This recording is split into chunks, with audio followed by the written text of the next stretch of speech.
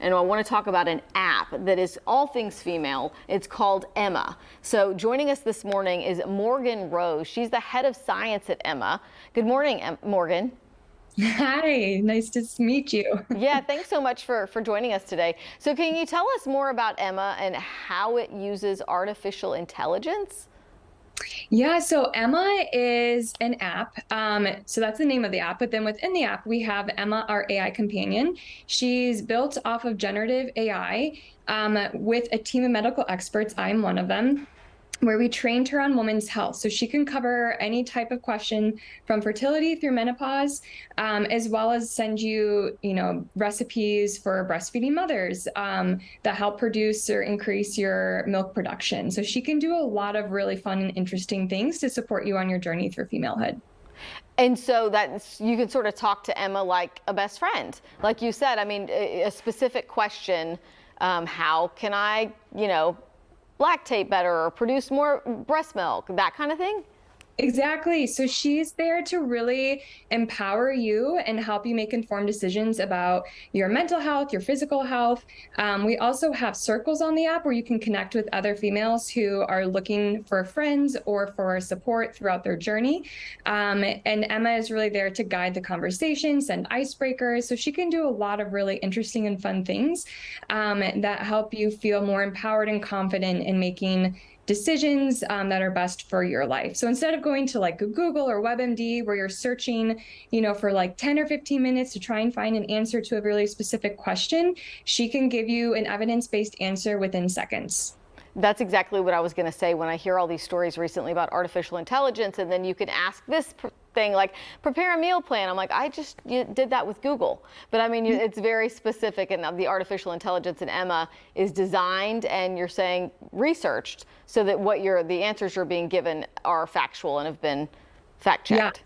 Exactly. So it's a really quick answer, which is lovely. It saves you a ton of time.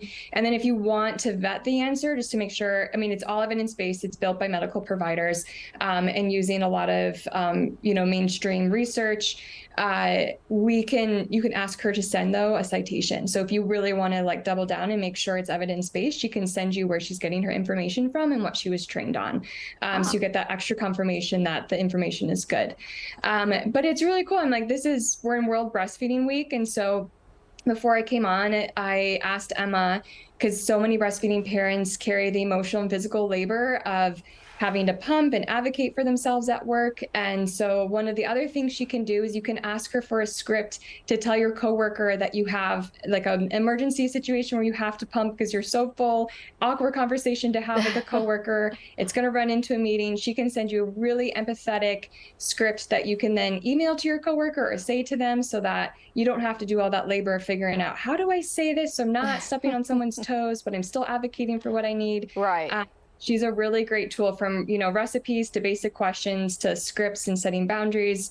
She's got your back. Yeah, I mean, that's genius. I mean, here, as a news reporter, whenever you're trying to continue the whole breastfeeding thing, you have to think about pumping in a live truck when you're out in the field for 8 hours in a day. And it's like, okay, this is going to be awkward, but I'm going to lock the door here, and I need you to stand outside in the 100-degree heat, whoever I'm working with, while I do this. I mean, those are all really interesting things. When you have to navigate that, you're like, just tell me what to say so I can get this whole awkward situation over with as quickly as possible.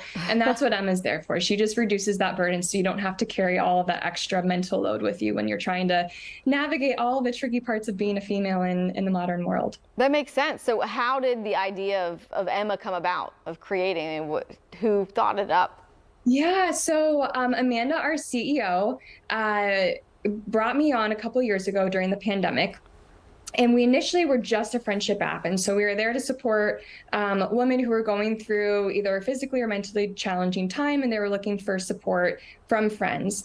When the pandemic happened, we realized we really need more medical support because there were so many questions about delivering a baby during COVID. Is my partner allowed to be there? What do I do? How do I advocate for myself?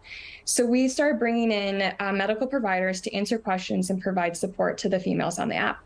And we quickly realized that's not a scalable model. And so we talked to our CTO and to some AI advisors, and we realized like what we actually need is to take all these medical experts and to train an AI companion on their knowledge base so that women have access to quality support any time of day, 24/7.